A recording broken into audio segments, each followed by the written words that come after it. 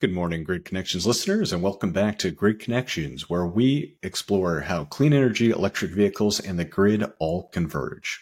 In this episode, we're joined by Rohan Puri. He's the CEO of Stable to unpack one of the most critical and overlooked parts of the EV ecosystem: how to make charging profitable and predictable. From the impact of rideshare drivers and adaptive pricing to why the best charger locations aren't always intuitive, Rohan shares powerful insights into how Stable is helping networks optimize placement and pricing with data-driven precision. We also dive into the future of EV charging, including vehicle-to-charger bidding, site intelligence, and the need to make charging as simple and seamless as tapping your phone. This episode is must listen for anyone deploying, investing in, or even just curious about the economics behind EV charging. Or if you're just another EV driver who is always wondering, how can we make EV charging better? This episode is for you. But don't forget, Grid Connections Consulting is officially live. We're helping clients from utilities to charging networks navigate the future of electrified transportation. Learn more at gridconnections.co. Plus, enjoy the episode? Share it with one person who would love it too. And please leave a quick review to help others discover the show. And don't forget to subscribe to our newsletter for more EV insights at gridconnections.fm/newsletter. All of these and more can be found in today's show notes. With that, enjoy.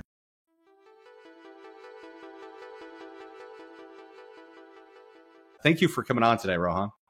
Thank you so much, Chase. It's great to be here. For those who are listening who may not be familiar with what Stable Auto does, can you just give us kind of like a high-level background and maybe how they've interacted with it and not even realized it? Absolutely. Yeah. So Stable's mission is to make EV charging a profitable business. It's always been our mission. I think it's really resonated in the last couple of years, especially. The way we do it is we provide software that customers use to select strong locations or diligence potential charging locations, and to change and adapt their pricing in real time. So placement and pricing of EV chargers. We think that's about 80 or 90% of the way to profitability. Have good locations that attract a lot of drivers and then charge the right price at the right time, and you'll be well on your way. And so we basically have software with some algorithms and AI that leverages data from thousands and thousands of operating chargers across the country to help us understand what makes good sites good and what makes bad sites bad, and help our customers avoid those pitfalls. And I know that sounds like it should be such a straightforward thing. And it's such a common topic we talk about on the show. But I guess at a high level, let's start with maybe some of the probably top 3 pitfalls you see, and then maybe we'll go into some more future-looking trends. Yeah. Well, I think most charging infrastructure has been deployed with basically wherever is easiest. Which means like, where can we get permits? Where is there enough power?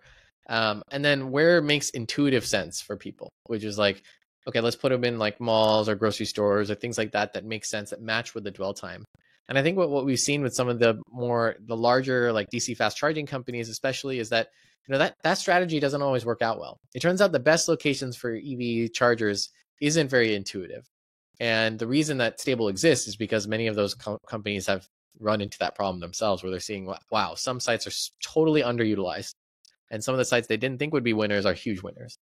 And so what makes a good site is kind of a combination of things. People tend to think like, okay, EV penetration matters a lot and traffic matters a lot. Of course, those matter, but it has to be taken in context. If you have a lot of EVs that are registered near the site that you're looking to deploy at, well, it depends. How far are those vehicles driving every day? And where are they coming from? Are they coming from a home, a single family home, or a multi-unit dwelling? And where are they headed? Are they headed to a place with lots of infrastructure, an office, like that has charging there? So it's not super intuitive to figure out where chargers should go. And that's why we've had to train a machine learning model that can predict what the utilization of a charging station will be. So we predict, basically what would the last 12 months of utilization have been if you had deployed at this location. And then you can use a bunch of algorithms to sort of forecast that out, calculate your energy costs, things like that. We also expose, a lot of really interesting insights around demographics and traffic and utilization rates of sites within your vicinity or within a region. But the goal is to give them tools to diligence a site that they're about to spend upwards of close to $1 million of capital for a given charging location. You're doing some basic diligence to make sure the utilization and the costs and those kinds of things are expected. So that was a long-winded way to say, one is it's not very intuitive. The second pitfall that we see is that just because a site has high utilization doesn't mean it will make money. And that depends on your energy costs and things like demand charges. So it's not enough to just know how many people are going to show up. You must also know when those people are likely to show up and what the energy costs might be at those windows. And then I think the third pitfall we see is that there's an over focus on competition, where you think you should not deploy where there's competitors and you avoid them at all costs. When in fact, what we observe is that when a competitor deploys across the street from one of your charging locations, both you and the competitor benefit from better utilization than you otherwise would have seen. And it's kind of like the dealership effect or the jewelry store effect or the QSR effect, right? But we've seen this time and time again. You see the whole location becomes more attractive. So maybe that's the third common pitfall. I'll add a bonus one. A fourth one is, we do a lot of work on adaptive pricing of charging stations. About almost 5,000 chargers today are adaptively and dynamically being priced with the help of Stable. And that means like per location pricing and by time pricing. Most customers today, or most people in charging today, update their prices once a year or once a quarter. Just by moving to once a week, you should see double-digit impact in net margin. And if you're doing those price changes right. So it's very significant. And I think people are afraid to change their prices, but really it's a big driver of demand. And there are some places where people are sensitive and some people are much less sensitive to price. And you need to be able to take advantage of those effects to drive the right operating margin. Yeah, and I think it's really interesting because, like, if you look at the EV industry and EV drivers, obviously we had the early adopters. I mean, go back a decade, supercharging and fast chargers really weren't even a thing. It was level 2. And so we've really seen a lot of evolution and changes. So that has to kind of play into, especially when you're moving forward. One thing I'm kind of curious that we talk a lot about that's had a huge impact with utilization, especially, is rideshare drivers. And I'm kind of curious, are you seeing that in the modeling, or are there ways you can kind of focus for sites that are probably more rideshare heavy than others? Yeah, rideshare turns out in some locations, I do think it's been exaggerated a little bit. It's obviously EV adoption and rideshare is still on its way up. But sure, there are locations where, and there've been studies published, where they've seen that rideshare driver use has been one of the dominant, if not the most dominant indication of utilization in some areas. Those areas tend to be, like places where there have been programs for EVs, like in Colorado and California and things like that. But the point is the same, is that they can be a dominant factor. It's harder to optimize for it, and the reason for it is like your instincts might be to deploy where rideshare drivers are doing a lot of pickups or drop-offs, so that there's a dwell time advantage. But then you also learn that there's a behavioral aspect, that most rideshare drivers don't want to charge when there's a lot of activity, right? So they want to charge at their lunch break or when there's a lull in activity and they want to do something while they're charging. So they'll line up to like a restroom or some other facility. And there are groups out there that are financing or deploying charging infrastructure to serve the rideshare segment, but the amenities matter a lot more. The other thing when we help customers with their pricing of charging infrastructure is that we notice there's a different sensitivity to price. It's oftentimes higher sensitivity to price from the rideshare or return driver segment, or sometimes like members and subscribers. Obviously, they're a little more sensitive to that price, but they're also more in touch with price. And so they might be more or less tolerant. It really depends on price changes going up or down, but they're also willing to push their charge to a cheaper time of day, whereas the average consumer is charging when it's most convenient, not when it's cheapest. Most of the time. And I mean, I totally agree with you that it is kind of hard to track these and have like specifics right now, because it is still also just so early. Yeah. But speaking from my own anecdotal experience, it does seem like if it's near a large airport, the charger, there's going to be a higher ride share, which once again, anecdotal, but makes sense. Yeah. And then the second is speaking exactly to your the pricing. I've had a couple of times where I'll roll into a charger, and when I get there, maybe I'm on a road trip and it's later in the evening, I might be the only one there. And then I look down and it turns 10 p.m. or something. And this happened to me once where I thought there was like some sort of car group show. Like there was just like 8 cars just all of a sudden just come out of nowhere. And it was in this completely dead parking lot, and all of them just plugged in. And I was on the phone talking to my wife, and I was like, it's kind of like, wait, what the hell's going on? And I looked down, and obviously it just shows that right at 10, it dropped from like 30 cents a kilowatt hour down to like 12. And I was like, okay, I mean, whether it's a rideshare driver or not, that is such a big price delta. I could see if you're definitely much more price focused, that's going to be when everyone just kind of shows up to take advantage of it. Yeah, it does, and I think people maybe I think there's big swings. Obviously, there's big swings in energy cost, right? The price of your electricity Yeah. can vary 5 to 15x throughout the day, depending on the utility you're in. So it makes sense that the CPOs, the charging networks, would try to match that at the very least. But I think where I see this going much more broadly is I think the vehicle is going to start helping you make this decision for you. So you're not going to be looking at prices and trying to find the cheapest time and place to charge.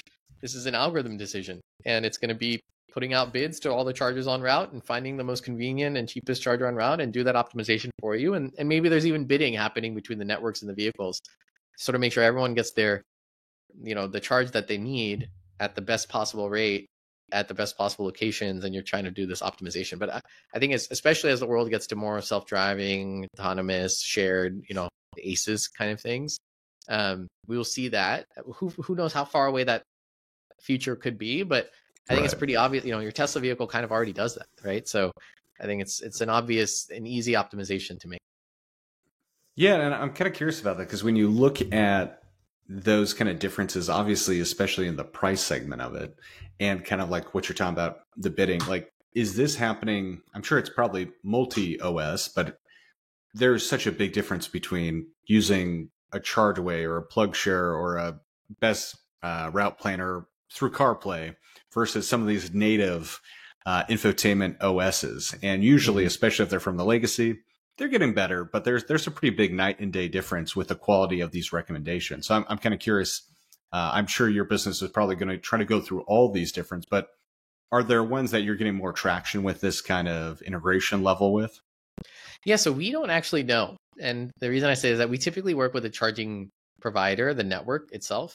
And that network's responsibility is to make sure the prices are on all the apps and, that makes sense. So we're just modifying their price, basically. We're helping them with that recommendation. So most of this has just been with the charging network level, and then they are the communicative layer between either the apps or the actual infotainment in the car to make these kind of route planning suggestions. Mm-hmm. You got it. That's great. Looking forward now, I mean, kind of looking at some of these trends, like, are there any things really starting? We talk about rideshare drivers, but are there anything starting to really stand out between as we go from the early adopter to like whether it be a multifamily home EV driver or something, where maybe the charging consistency, especially for like level 2, maybe isn't as easy? And are there things we're starting to see on your side from that for trends, or what are kind of the new things standing out to you? Yeah, it's hard to say if there's sort of any major trends. I think a few things that we are starting to see, but it's very anecdotal, so I don't have any, great, stats to share with you or anything like that. But I will say that there is, with the public markets, like the regulatory market, pulling back on grants and subsidies and different funding programs for EV charging infrastructure, we're seeing more private folks deploy in that space. We're also seeing the fleet segment focus a lot more on light duty than medium and heavy duty. I think medium duty definitely has the potential. Heavy duty, of course, has a lot of potential, but we're still waiting for these vehicles to come out in big enough numbers, and we're waiting for the customers who are eager to electrify. And so on the fleet side, we definitely see a light duty focus. On the charging infrastructure side, we're seeing more private sector interest into financing infrastructure, which is a sign of maturity. I mean, we know this at Stable because customers use us to diligence sites all the time, right? We're like the diligence tool for predicting, forecasting demand and ROI and IRR and driving up asset value. And so we tend to see that. And I think the last thing that we're seeing is a willingness to be more collaborative. I think in the early days of EV charging here in the US, I think networks were a little bit more close with their access. You could only access it through their app, and it had to be, you had to be a member or a subscriber or whatever. But I think the economic pressure is so high about getting utilization up, getting margins up, that they're now realizing they kind of have to do what we're seeing in Europe, which is just open up access on all the platforms, especially with the pressure that Tesla has been providing in opening up their network to everybody in all the apps. I mean, you can now see live operating status of chargers on Google Maps, on Apple Maps, right? You don't only have to go to specialty EV charging apps or your infotainment system to see that. So that's just, I think it's a good sign of the industry and where it's going. But I think at the same time, the industry is sort of struggling to come to terms with the fact that one of the top goals I see constantly with these companies is we have to get to break even or profitable as soon as we can. And that wasn't the goal. Like 3 or 4 years ago, even nobody was worried about that. They were just trying to get new sites in the ground at an extremely high pace. But now it's different. It's like fundamentals economics, which is, the hand was forced, but I think it's a good thing overall. Yeah, that kind of makes sense. And I mean, you're even seeing, I think it was even Tesla the other day posted that they don't even do land lease exclusive. So like if other chargers want to be there, and it kind of plays to your point a little bit of just opening up among many different areas, whether it be in that case, like the actual physical locations, but to also the back end and the software side of it. Yep. With what you're seeing around kind of those changes, when our last podcast, we had Lauren McDonald and Bill Farrow of Parent on, and they were kind of talking about the changes in NEVI and how you're seeing this change in more private investment. And they've kind of had concerns that, well, NEVI, part of the pro of it was to try and incentivize the places that weren't as necessarily profitable or straightforward to increase EV charging accessibility. And with this change to privatization, are you kind of seeing those changes being implemented, or are there ways that Stable can kind of help for these private investments? Like, this isn't a more rural area, but this is going to be the best place to kind of get that optimization. I am curious to see what you're seeing around that and how that figures into some of these conversations.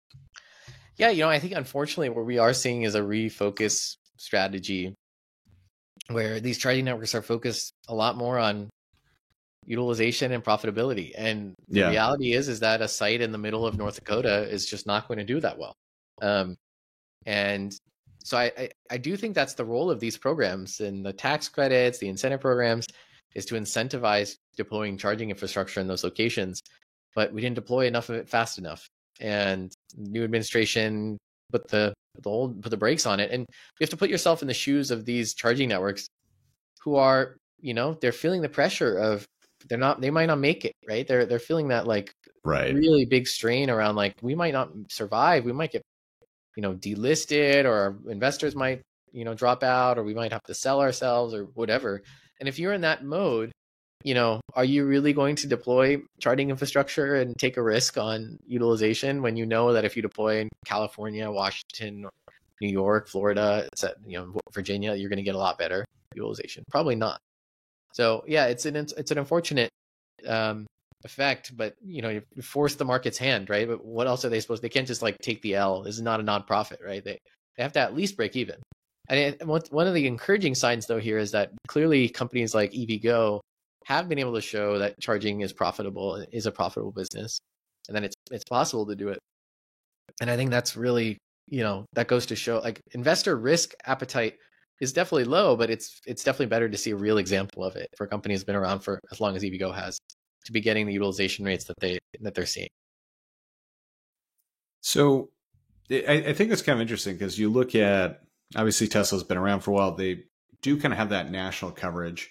Electrify America was probably the first more public one to start trying to get that domestic coverage as well. And yeah, you're right. You're starting to see EVgo, but it is still kind of spotty in areas.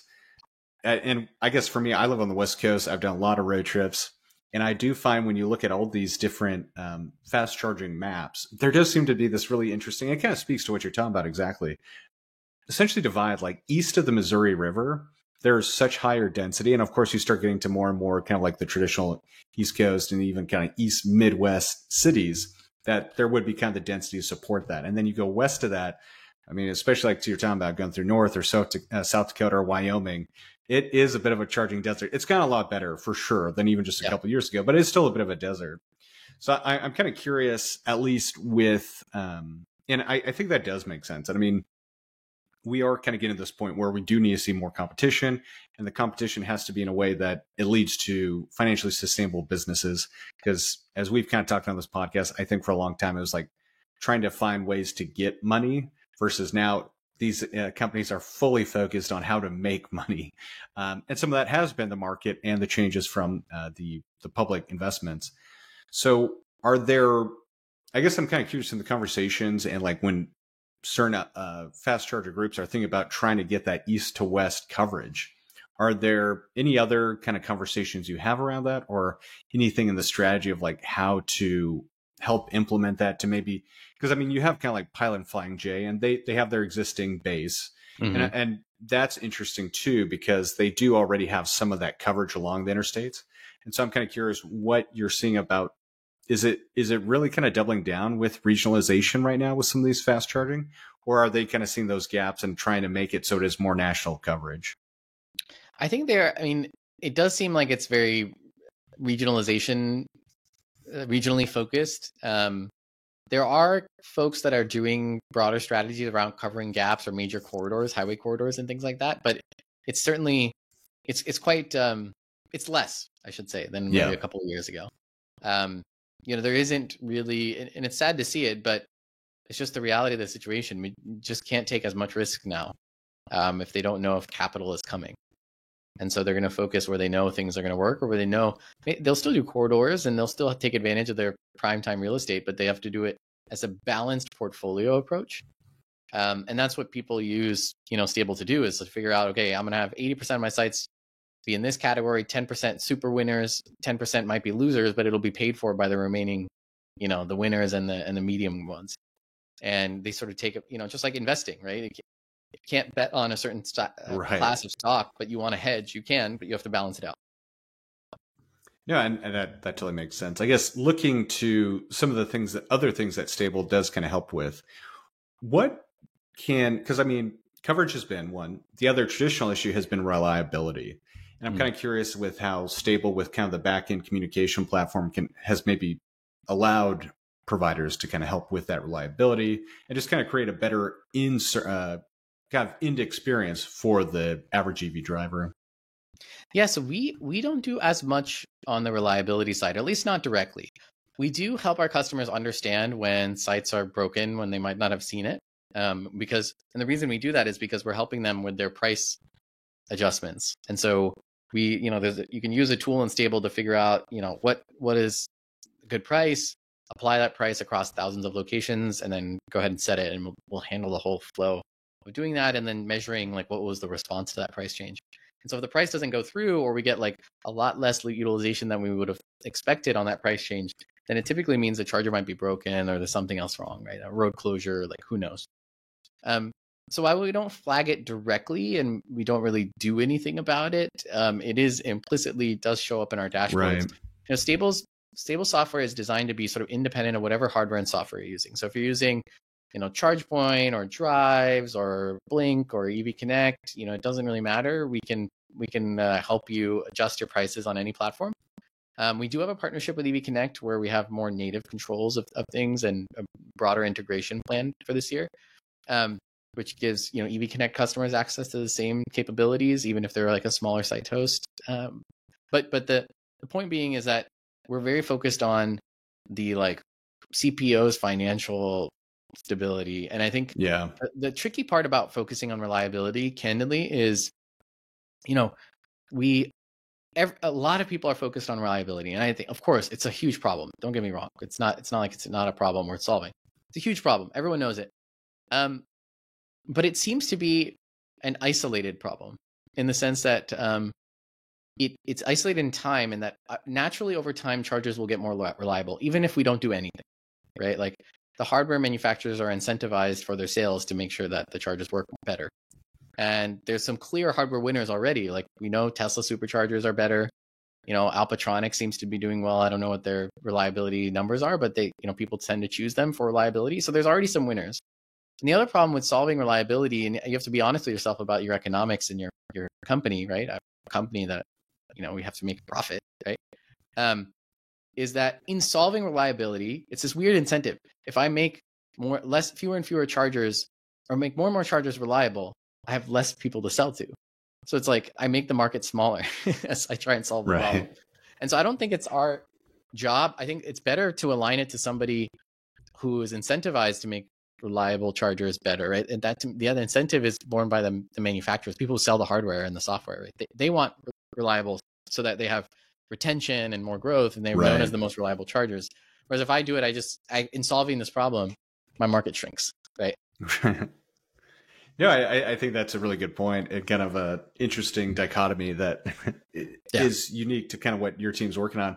And I think I'm kind of curious with the pricing intelligence. I think that's really cool and such an important thing that kind of highlights the change from going from combustion technology to EV, where you do have just this strong software layer, and it's much more, instead of being reactive, proactive. Mm-hmm. When I need to go get gas in my car, I go to probably whatever's closest or what I nearby, and maybe I occasionally price shop, but it's just what I think of. Whereas with the proactive layer of kind of this, especially when you're on a longer road trip, it is really interesting to optimize for that. And I'm kind of curious to get more into that. One of the things you guys mentioned is just how that helps for a CPO to improve net margins. And I'm kind of curious, one, just maybe unpack that a little bit. That makes sense. And I think a lot of people listening would be interested in that. But two, what are some of like I think when we look at current charging experiences, like let's use an EA, for example, you go up, you tap your card, that's the price. Now, if you have a membership, you save a little bit of money, and I'm sure that plays into it. But something that I think would be really interesting that I'm kind of curious if your team is able to kind of help with is so many of the people who really got into electric vehicles to begin with, and still to some extent, I mean, was the environmental aspect. And when we talk about pricing and time, a big part of that too is also where that energy is coming from. And I'm kind of curious if your company has looked at like leveraging premium for either buying clean energy like you can from your utility anyway, like paying extra for carbon, or just how that kind of works. And would just love to kind of get a little bit more unpacked of how it works today and maybe where you're looking to take that technology. Yeah, absolutely. I mean, most in terms of how it works today, yes, it's typically there's a flat fee and then a membership fee. And then there's some chargers today, and a good number, I shouldn't say some, that have time of use fees. So like in this hour, right, this window is this price and this window is this price. It's not truly dynamic in the sense that it's not changing week over week or season over season. And what I think we need to see is variability based on demand, right? If your site has a ton of lines and queuing, it's a high demand site. It probably means you should raise your prices. Of course, no driver wants a higher priced, charging station. We get it. But in every other industry, when demand is high, we raise prices. When demand is low, we lower prices. It's and to be honest with you, I would rather pay a bit more. Like it's a pretty small incremental. And if that incremental means I don't have to wait in line, yes, that premium is such a larger delta in value that I'm sold. 100%. And it's the same thing. If your site is nobody's showing up, lower your price. Exactly. Like this is an obvious, thing to try. And I think we're a little bit too quick to try things like throwing battery packs on site and solar and all these things. It was like, wow, that's an expensive solution to the same problem, which is that your economics aren't very good. And here are other ways, much easier. You just type in a new number and you click save, and there you go. Try that. And as long as you're really measured about that and you understand what your price impacts are, which is, what Stable helps do is that run that constant experiment of pricing. You'll see that, that change. Now, in terms of strategies, like other pricing strategies we've seen or we could implement, we haven't looked into anything related to sort of emissions draw or, climate impact. But I think one of the things we have that I thought is somewhat interesting, and it impacts the driver experience quite a bit, is, another thing that CPOs do to help manage their costs is they do load balancing, right? So they throttle your charge at certain times of the day, right? They like throttle your power behind the scenes to preserve their demand charges or to reduce their costs. And actually what happens there is the driver suffers, right? You get like a much slower charge because other people are also using it right now. And that sucks. It's like an awful experience. At the same time, you understand why the charging networks are doing it. What if instead you could have variable pricing by speed?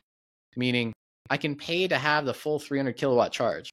I'll pay more. I'll pay, right now at peak, I'm desperate. So I'm willing to spend $1 a kilowatt hour for this charge and that speed. But if I'm willing to charge and be throttled down to 50 kilowatts, I get passed down a discount, and it's only cost me, let's say, 25 cents a kilowatt hour. Why don't, instead of like forcing throttling and balancing on the background, you incentivize it? So you say, yeah, listen, I will always give you the option to charge at full speed, but I have to charge you a lot right now. It's very expensive for me. But if you're willing to charge slower and you're patient and you're willing to sit down for 45 minutes instead of 20 minutes, I can pass on this. It's up to you. So give consumers and drivers the choice. And I would like to see more of those types of strategies. We do it in again, these are all things we do in every sector. You go to Disneyland, you pay more to go in the fast lane, right? It's the same thing, right? And that actually is a really interesting analogy of how to, like the fast lane. I mean, vernacular works really well, of course, because we're talking about cars. But I'm trying to think of this like as myself and a lot of these listeners probably we're kind of EV nerds. So like that clicks with us like, oh yeah, we'll pay the delta or we'll be cheap, whatever. How do you message that to someone who's coming from a gas world? Yeah. And that does kind of create a weird and possibly a bad experience. But I do like that kind of clear and simple messaging of like fast lane charging versus that.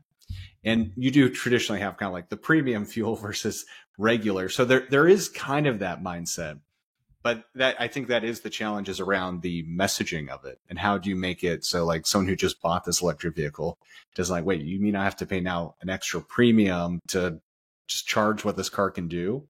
Yep. And that sucks, right? Yeah. It feels like you have to pay to do what it can do anyways. And it like the default is the slow and it's like paying for high speed internet. You're like, wait, it could always do this. I just had to call you. It's the same with, the Tesla vehicles had that like excess battery that you could tap into if you upgraded. Right. Like, wait, the hardware's already here. And it totally makes sense. I think it's like maybe instead of fast lane or whatever, or premium, it's maybe you think of it more as like priority, right? We're going to fill you up before anyone else up, right? For sure. I totally get it. And I mean, the way I'm thinking about it from the customer standpoint is if I have to charge at this one location, sure, that kind of makes sense. And the fast lane premium, get it.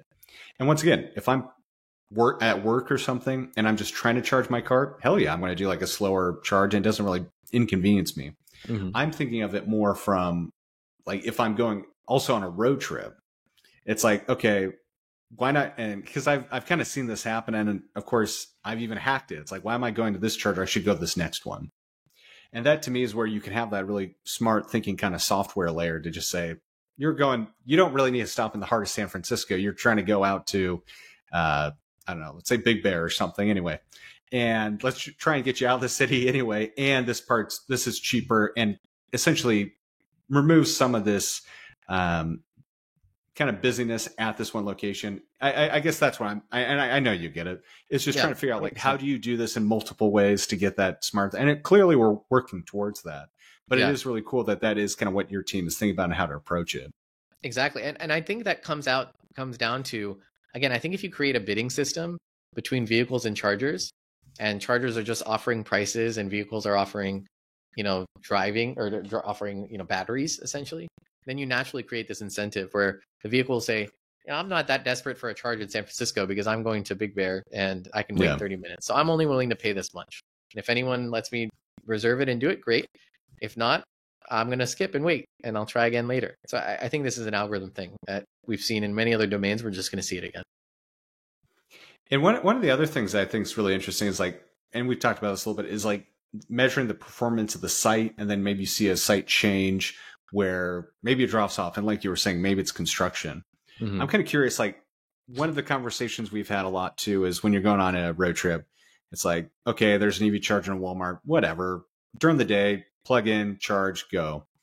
Some locations, and not to use the Walmart as the example, but some locations, they're totally fine during the day. But you roll up kind of at night or later at night, and you're like, this location's kind of sketchy. Yeah. And I know from my experience, when I'm on like a road trip, I'm trying like 800 to 1,000 miles in a day. I don't really care. I just want to get the charge and go. But I know for like my wife and other people, there is definitely that kind of security concern sometimes at some of these locations. And it goes to what you were talking about earlier, where people were just kind of throwing them wherever they could get them. Are you able to kind of pull back? Maybe not necessarily that it's the security feeling or the safety feeling, but like kind of interesting things we're saying like, wow, this charging location is packed from 8 a.m. to 6 p.m. But then as the sun goes down, you start seeing a drop off, and maybe kind of it goes back to what you're talking about. There's that almost implicit kind of infer that there's maybe something, it's not just the price. There may be something else that's an issue with this charger. Yeah, it's not something I have any like direct evidence of, but anecdotally we've seen times when we're like, what's happening here? What is this? And you can see it in the data. And it's a little bit unclear unless you're on site and that site, what might be the effect. But there was a customer recently where we suspected they saw a big surge in utilization because of this is March Madness. Some March Madness game was happening and that's the only road in or something. And we'd seen that. We're like, that's the only thing that would explain this big spike, and it's the same, on the flip side, right? Like what explains it? Is it broken or is something else happening?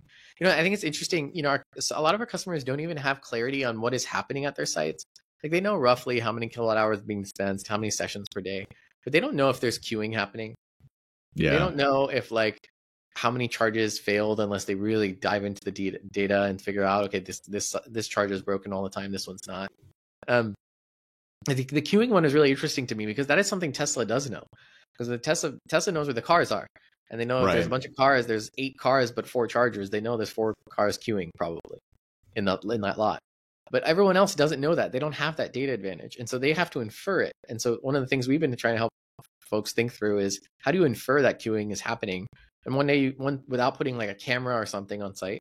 One way you could do it theoretically is that you could just see if charging sessions are happening in rapid succession, like somebody charges and then 5 minutes later another person charges, 5 minutes later another person charges. Clearly there's a line and backup there, but you still don't really know for sure. So there's a lot of, back to your original question of like when you see these other effects, there's not that much, unfortunately, not much data on the sites. Nobody wants to put cameras on the site and sensors and things like that. It's weird, it's creepy. So we have to infer it from session data and usage, and it's not always perfect, but it's Tesla has a big advantage in that respect. Yeah, that is kind of interesting, especially when you're talking about the automaker charging networks, because you're right. They know, especially in Tesla's case, and maybe like Rivian, where they have their own routing OS. And so they know we're sending these cars here. These cars are physically here, and these ones are charging. So it must mean there is a queue.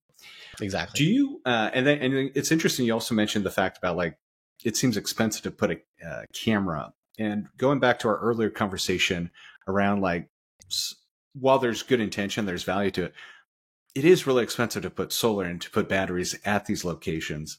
Do you think that there could be a greater delta in value unlocked by putting a camera? Or what are some like site upgrades that you talk to your CPOs or others about? Like, honestly, instead of doing this huge capital expenditure at the site, if you just did this, this, and this, you would unlock so much value, whether it be through stable or just even like maybe a camera. I don't know. I'm kind of curious around that.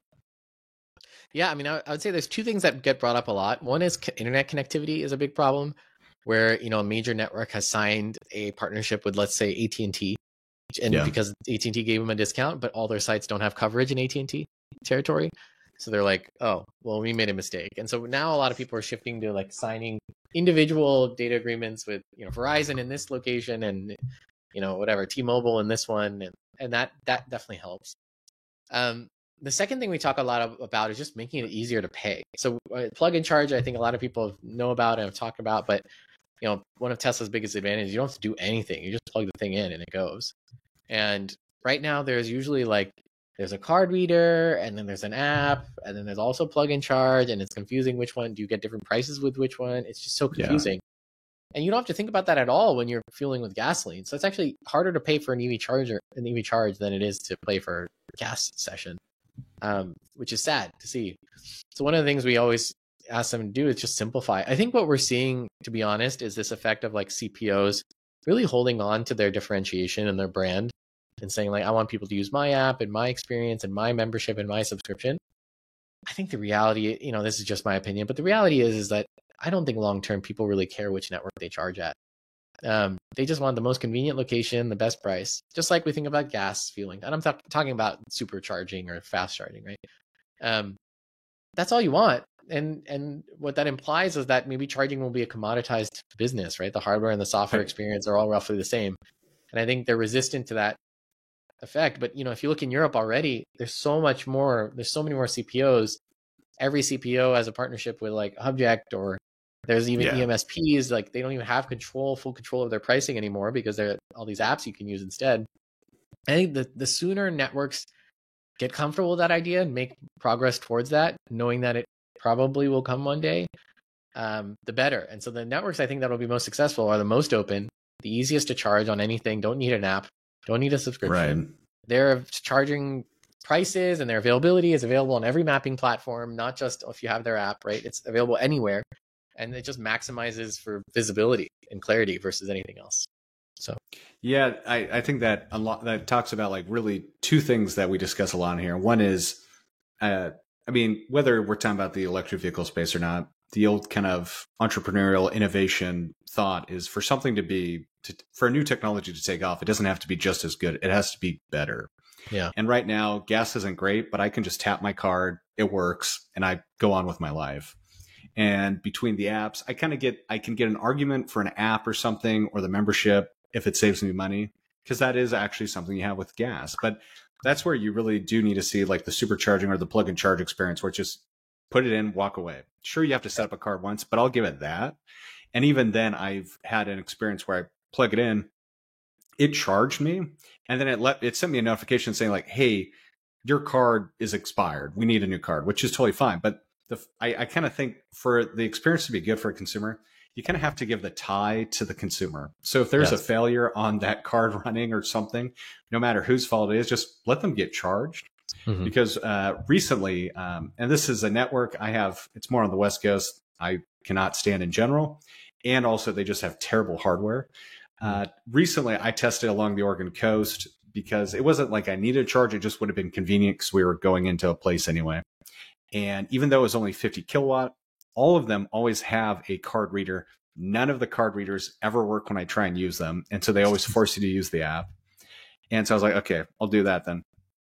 And unfortunately on my iPhone, I've got some setting where if I don't use an app for a long time, it just deletes the app. So I go to pull it up. Data.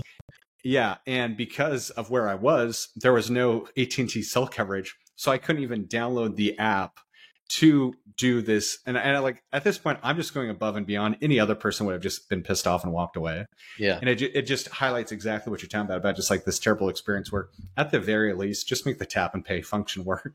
It's got to be at least as good as a gas station. And we're really getting to that point where, yeah, you can just plug it in and walk away. That then unlocks a better experience that people will be more comfortable with and want to implement. 100%. So sorry. That's a rant on my side. No, I mean, the fact is that you make it easier. It encourages better adoption, right? Like exactly. You know that you know that all, whatever this network has, tap and play, Apple Pay, and you can just do that and it works. And it's like, yeah, I'd rather just deal with that than have to deal with a card reader and all that nonsense of downloading an app. I think a really good example of this is, analogy.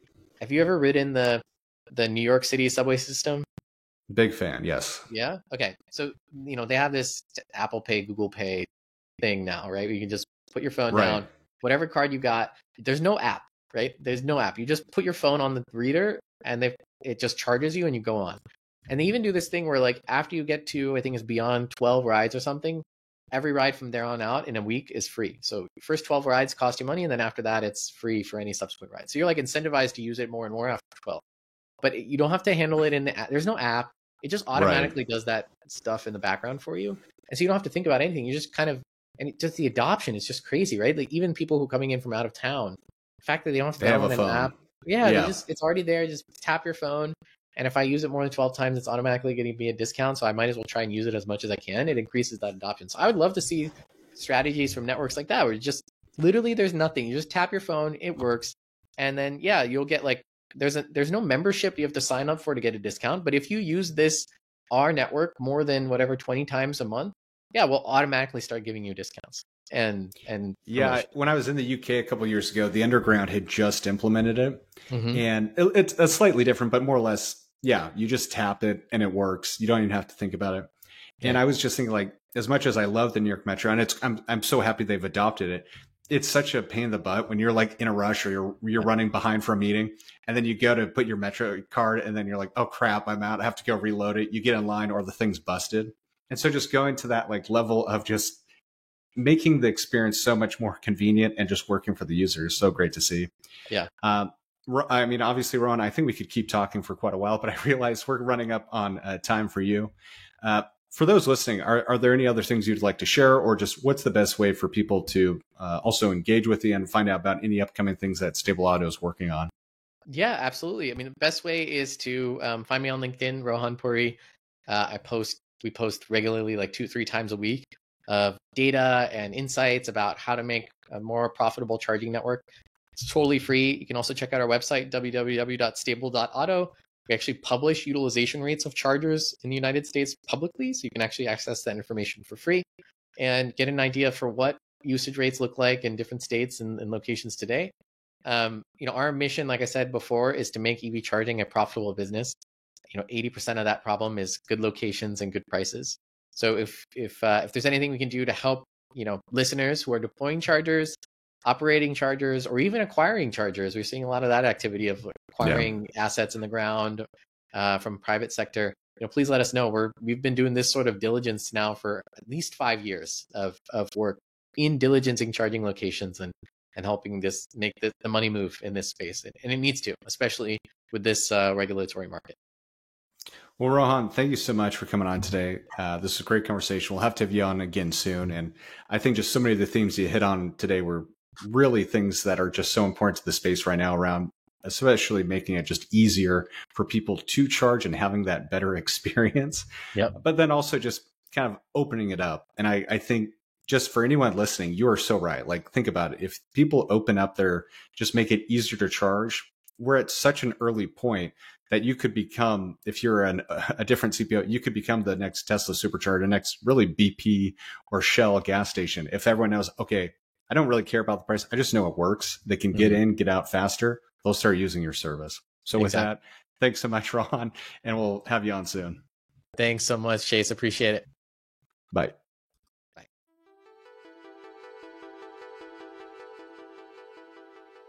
Thanks for tuning into this episode of Grid Connections, and huge thanks again to Rohan Puri for joining us. From shedding light on the critical shift from getting chargers in the ground to actually making them profitable. If you're in the business of deploying or managing EV infrastructure, there's never been a more important time to rethink site selection, dynamic pricing, and the user experience. If you enjoyed today's conversation, please share this episode with a colleague or friend who cares about the future of EV charging too. And don't forget to leave us a quick review on your favorite podcast app. It helps others discover the show too. Also, stay ahead of the curve. Sign up for our newsletter using the link in the show notes to get the latest EV trends, insights, and updates from Grid Connections. You can find that at gridconnections.fm/newsletter. And if your team needs expert support navigating EV strategy, incentives, or infrastructure planning, head over to gridconnections.co to learn more about how Grid Connections Consulting can help you with your next project. Until next time, this is the Grid Connections podcast, signing off.